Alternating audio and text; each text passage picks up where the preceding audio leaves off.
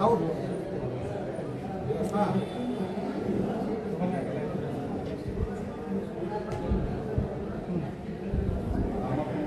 ನೋಡ್ರಿ R B I guidelines ನನಗೆ ಗೊತ್ತೈತಿ ವೇವ್ ಆಫ್ ತೊಗೋದು ಗೊತ್ತೈತಿ ವೇವ್ ಆಫ್ ನಾನು ತೊಗೊಂಡಿದ್ದು ತೋರಿಸ್ತೀನಿ ಲೆಟರ್ ಸರ್ ಅಲ್ಲ ಹೌದು ಅಲ್ಲ ನಿಮಗೆ ವೇವ್ ಆಫ್ ತೊಗೊಂಡಿದ್ದು ನಾನು ಲೆಟರ್ ತೋರಿಸ್ತೀನ ವೇವ್ ಆಫ್ ತೊಗೊಂಡಿದ್ದು ನಿಮಗೆ ಲೆಟರ್ಸ್ ತೋರಿಸಿಲ್ರಿ ಜೀರೋ ಪ್ರೊಸೆಸಿಂಗ್ ಅಲ್ಲ ನಾ ಏನು ಕೇಳ್ತೀನೋ ನಿಮ್ಗೆ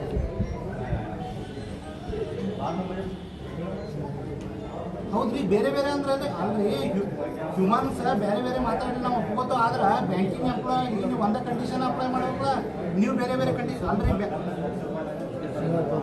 ಮತ್ತು ಕಂಡೀಷನ್ ಪ್ರಕಾರ ಅಂದ್ರೆ ನಾನು ನಿಮ್ಗೆ ತೋರಿಸ್ತೀನಿ ವ್ಯವಹಾರ ಮಾಡಿದ್ದು ನಿಮ್ಗೆ ಶಾಂಕ್ಷನ್ ಲೆಟರ್ಗಳು ಎಷ್ಟು ಬೇಕು ನಿಮ್ಗೆ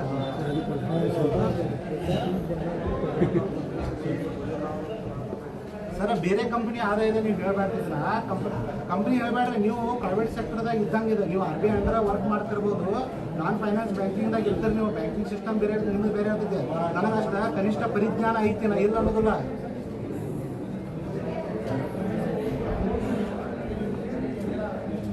ಸರ ನಾನು ನಿಮಗೆ ನೋಡ್ರಿ ನಾನು ಅಕೌಂಟ್ ಬಗ್ಗೆನೇ ಮಾತಾಡ್ತೀನಿ ನೀವು ಏನು ಇದು ಪ್ರೀ ಕ್ಲೋಸರ್ ಚಾರ್ಜಸ್ ಐತಲ್ಲ ಪ್ರೀ ಕ್ಲೋಸರ್ ಚಾರ್ಜಸ್ಸನ್ನು ವೇವ್ ಆಫ್ ಮಾಡೋಕೆ ನಿಮ್ಮ ಕಡೆ ಅವಕಾಶ ಇದ್ದೋ ಏನಿಲ್ಲ ಸರ ಸ್ವಂತ ನೋಡ್ರಿ ಅಂದ್ರೆ ನಾವೊಂದು ವಿಷಯ ಕೇಳ್ತಾರೆ ಹಂಗಾದ್ರೆ ನಾ ಗೋಲ್ಡ್ ಲೋನ್ ಮಾಡಿ ಇವತ್ತು ನೋಡಿ ಎಕ್ಸಾಂಪಲ್ ತೊಗೊಂಡು ನಿಮ್ಮ ಬ್ಯಾಂಕ್ದು 15% ಅಥವಾ 15% ಬಡ್ಡಿ ಅಂತ ತಿಳ್ಕೊಂಡು ನನಗೆ 8%ದಾಗ ನಂಗೆ ಗೋಲ್ಡ್ ಲೋನ್ ಸಿಗ್ತೈತಿ ನಂಗೊಂದು 50 ಗ್ರಾಮ್ ಬಂಗಾರ ಐತಿ ಅದ್ರ ಬಂಗಾರ ಒತ್ತೆ ತಂದು ನಾನು ಲೋನ್ ಕ್ಲೋಸ್ ಮಾಡಕಂದ್ರೆ ಈ ಆ ಬ್ಯಾಂಕ್ನಾಗ ಲೋನ್ ತೊಗೊಂಡು ಕ್ಲೋಸ್ ಮಾಡತ್ತೆ ಅಂತೇಳಿ ಫೀಸ್ ಆಮೇಲೆ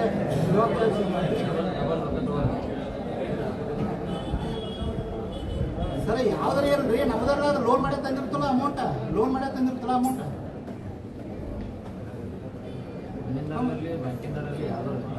ನೋಡ್ರಿ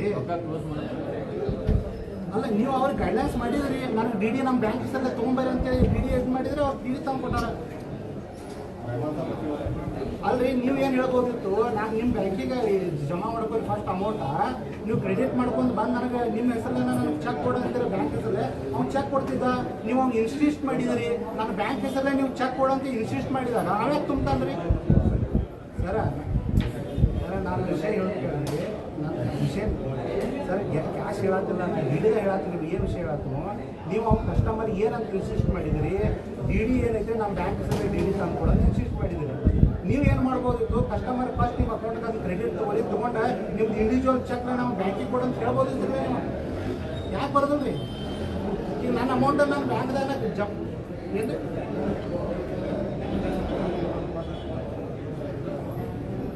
ಅಲ್ಲ ಡಿ ಡಿ ನಿಮ್ಮ ಬ್ಯಾಂಕಿಗೆ ಕೊಟ್ಟಾರಲ್ರಿ ಅವ್ರು ಕರೆಕ್ಟಾಗಿ ತಂದ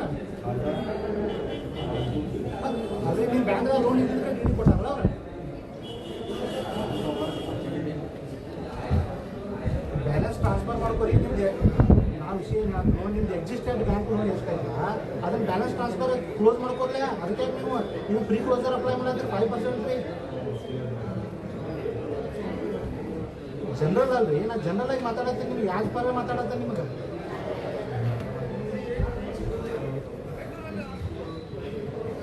ಅಂದ್ರೆ ಈಗ ನಿಮ್ಮ ಬ್ಯಾಂಕ್ ಸಿಸ್ಟಮ್ ಎಲ್ಲ ಯಾಸ್ ಪರ್ ಪ್ರೊಸೀಜರ್ ಐತ್ರಿ ಹಂಗಾದ್ರೆ ಅಲ್ಲಿ ನಿಮ್ಮ ಬ್ಯಾಂಕಿಂಗ್ ವ್ಯವಸ್ಥೆ ಯಾಸ್ ಪರ್ ಪ್ರೊಸೀಜರ್ ಐತ್ರಿ ಹಂಗಾದ್ರೆ ಹೆಂಗೆ ಮಾಡ್ತೀವಿ ಪ್ರೀ ಕ್ಲೋಸರ್ ಇದೆ ಎಲ್ಲರ ನಾವು 5% ಪ್ರೀ ಕ್ಲೋಸಿಂಗ್ ಎಲ್ಲೂ ನೋಡಿಯಲ್ರಿ ಇನ್ನೂರು ಚಾರ್ಜಸ್ ನಿಮ್ದೇ ಒಂದೇ ಬ್ಯಾಂಕ್ ಹೆಂಗೆ ಮಾಡ್ತೀವಿ ಅಲ್ರಿ ನಾವು ವಿವಾಹ ಮಾಡ್ಬೋದಲ್ರಿ ವಿವಾಹ ಮಾಡೋಕೆ ಅವಕಾಶ ಐತಲ್ಲ ನಿಮ್ಮ ಕಡೆಯಿಂದ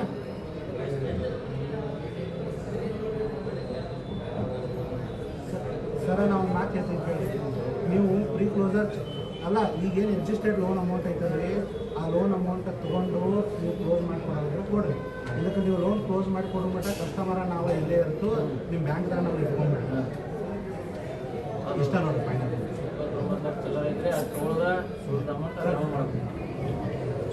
ಹಾಂ ಸರ್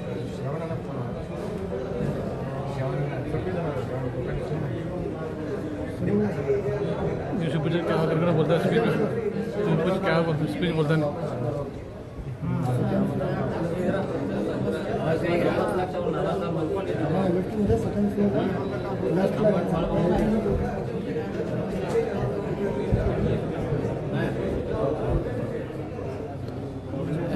ಸರ್ ಏನಾಗಿತ್ತು ಸ್ವಲ್ಪ ಹೇಳ್ರಿ.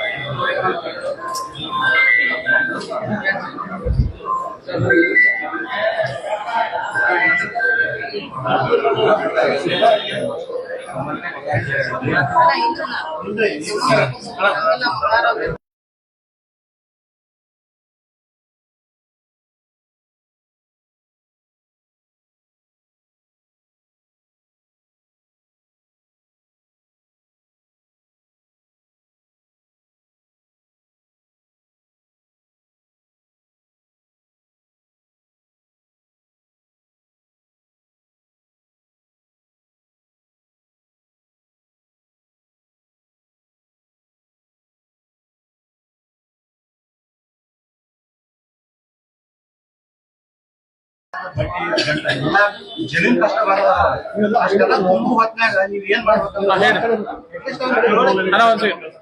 ತಿಳುವಳಿಕೆ ಜ್ಞಾನ ಕೊಡ್ಬೇಕಲ್ಲ. ಇಲ್ಲ ನೀವು ಹೆಂಗ ಇರ್ತೈತಿ ರೊಕ್ಕ ಬಂದಷ್ಟು ಹಚ್ಬೋದಲ್ರಿ.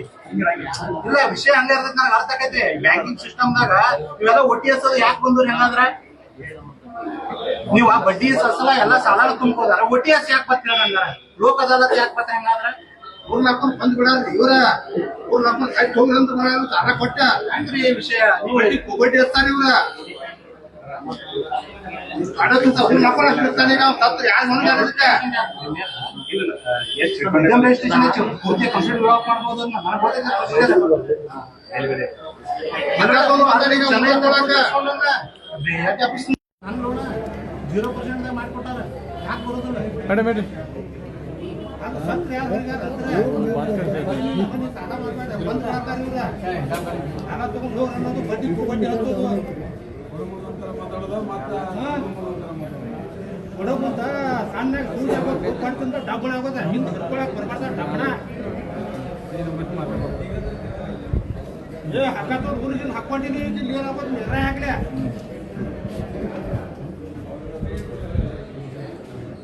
ಎಲ್ಲ ಕರೆಕ್ಟ್ ಹೇಳ್ರಿ ಅಲ್ಲಿ. ಸರ್ ಇಲ್ಲಿ ಒಂದು 30 ಲಕ್ಷ ರೂಪಾಯಿ ಸರ್ ಲೋನ್ ತೆಗೆದಿರಿ ಇವರು. 30 ಲಕ್ಷ ರೂಪಾಯಲ್ಲಿ 7 ಲಕ್ಷ ರೂಪಾಯಿ ಸರ್ ಒಂದು ವರ್ಷದಲ್ಲಿ 7 ಲಕ್ಷ ರೂಪಾಯಿ ಅಸಲು ಬಡ್ಡಿ ತುಂಬಿದ್ದಾರೆ ಸರ್. ಅಂದ್ರೆ ಇವ್ರೇನು ಹೇಳ್ತಾ ಇದಾರೆ ಇಲ್ಲಿವರೆಗೂ ಏನು 1 ವರ್ಷ ತುಂಬಿದಿರಲ್ಲ ಅದು ಬಡ್ಡಿನ ಆಗಿದೆ 7 ಲಕ್ಷ ರೂಪಾಯಿ ಸರ್. ಆ ನಂತರ ಈಗ ಕ್ಲೋಸಿಂಗ್ ಮಾಡ್ಬೇಕಂತ ಹೇಳಿ ಕ್ಲೋಸಿಂಗ್ ಅಮೌಂಟ್ ಕೇಳಂತ ಸರ್ 30 ಲಕ್ಷ ರೂಪಾಯಿ ಕ್ಲೋಸಿಂಗ್ ಅಮೌಂಟ್ ಅಂತ ಹೇಳಿದಾರೆ ಸರ್ ಇವರು. ಆಲ್ರೆಡಿ ನಾವು 1,82,82,000 ರೂಪಾಯಿ ಸರ್ ನಾವು ಜಮಾ ಮಾಡಿದ್ದೇವೆ. ಇವ್ರ ಕ್ಲೋಸಿಂಗ್ ಅಮೌಂಟ್ ಇದೆ ಸರ್ 29,41,000 ಸರ್ ಕ್ಲೋಸಿಂಗ್ ಅಮೌಂಟ್ ಇದೆ. ಬಟ್ ಇವ್ರು ನಮಗೆಲ್ಲ ಮುರ್ಕೊಂಡು ಇನ್ನ 2,40,000 ಸರ್ ನಮಗೆ ಕೊಡ್ಬೇಕು. ಇವರು ಕೊಡ್ತಾ ಇಲ್ಲ ಸರ್. ಬಟ್ ಇವತ್ತ 30,000 ಅಷ್ಟೇ ನಾವು ಕೊಡ್ತೇವೆ. 2,00,000 ಕೊಡಕ್ಕಾಗಲ್ಲ ಅಂದ್ರೆ ಫ್ರೀ ಕ್ಲೋಸಿಂಗ್ ಚಾರ್ಜು, ಆ ಚಾರ್ಜು, ಈ ಚಾರ್ಜ್ ಸರ್ 2,40,000 ಚಾರ್ಜ್ ಇದ್ದಾರೆ ಸರ್. ಅದಕ್ಕೆ ಇವತ್ತು ನಾವು ಇಲ್ಲೆಲ್ಲ ಈ ಎಷ್ಟೋ ನಮ್ಮ ರೈತರ ಕಸ್ಟಮರ್ ಸರ್ ಇಲ್ಲಿ ಎಷ್ಟು ಜನ ಸಾವಿರಾರು ಮಂದಿ ಇರ್ಬೇಕು ಸರ್. ಈ ಪತಿ ಮಾಡ್ತಾ ಇದಾರು. ನಾವು 7 ಲಕ್ಷ ರೂಪಾಯಿ ಸರ್ ದುಡಿಬೇಕಂದ್ರೆ ನಮ್ಗೆ ಕಷ್ಟ ಏನಾಗ್ತದೆ ಸರ್. ಎಷ್ಟು ವರ್ಷ ನಾವು ಹೊಲ್ದಾಗ ದುಡಿಬೇಕು, ಎಷ್ಟು ನಾವು ಕಷ್ಟ ಪಡ್ಬೇಕು, ಇವ್ರಿಗೆ ಅದನ್ನ ಎಲ್ಲ ಗೊತ್ತೇ ಇಲ್ಲ ಸರ್. ಬರೇ ಮುಡ್ಕೊಂಡ್ಬಿಡಾರ ಅವ್ರ 2.5 ಲಕ್ಷ ರೂಪಾಯಿ ಸರ್ ಎಷ್ಟ್ರಾ ತಗೋತಾರ. ಆಲ್ರೆಡಿ ನಾವು ಕ್ಲೋಸ್ ಮಾಡಿದ್ದೇವೆ. ಮಾಡ್ರು ಕೂಡ 2.5 ಲಕ್ಷ ರೂಪಾಯಿ ಸರ್ ನಮ್ದು ಎಕ್ಸ್ಟ್ರಾ ತಗೋತಾ ಇದ್ದಾರೆ ಸರ್. ಯಾರು ರೈತರು ಯಾರು ಕಸ್ಟಮರ್ ಏನು ಹೆಸರು ಅವ್ರು? ಜಗದೀಶ್ ಕೆಂಚರ ಯಾವ ಬ್ಯಾಂಕ್ ಇದೆ?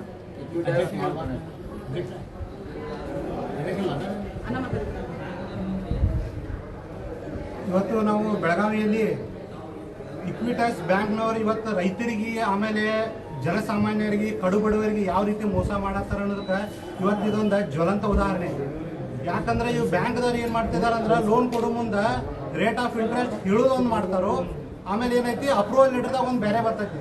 ಇವತ್ತು ಏನಾಗೈತೆ ಅಂದ್ರೆ ನಮ್ಮ ರೈತರಿಗೆ ಸ್ವಲ್ಪ ವಿದ್ಯೆ ಕಡಿಮೆ ಇರೋದ್ರಿಂದ ಎಲ್ಲ ಲೆಟರ್ಗಳನ್ನ ಓದೋದಾತು ಪ್ರತಿಯೊಂದು ಇದನ್ನ ನಾವು ಓದಾರ್ದ ಲೋನ್ ತಗೋತೀವಿ. ಇಂಥ ಸಂದರ್ಭದಾಗ ಏನಾಗತ್ತೆ ಅಂದ್ರೆ ಅಲ್ಲಿ ರೇಟ್ ಆಫ್ ಇಂಟ್ರೆಸ್ಟ್ ಅಪ್ಲೈ ಮಾಡಿ ಇವತ್ತು 30 ಲಕ್ಷ ರೂಪಾಯಿ ಲೋನ್ಗೆ 7 ಲಕ್ಷ ರೂಪಾಯಿಯನ್ನು ಒಂದು ವರ್ಷದಲ್ಲಿ ವಾರ್ಷಿಕ ಬಡ್ಡಿ 18% ಬಡ್ಡಿ ಅಂತ ತಗೊಂಡಾರ.